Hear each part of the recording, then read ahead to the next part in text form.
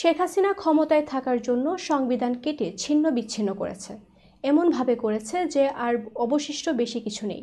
এদেশের ২০ কোটি মানুষকে অবমূল্যায়ন করেছে, রাষ্ট্রের সম্প্রীতি লক্ষ কোটি টুকরো করেছে। সবার অধিকার সমান, তাই অধিকার ফিরিয়ে আনতে হবে।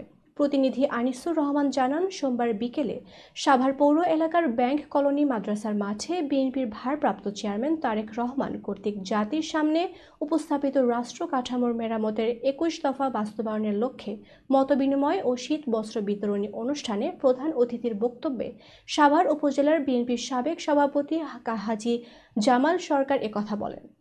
সভা শেষে ১,০০০ অসহায় গরিব মানুষের মাঝে শীত বস্ত্র বিতরণ করেন।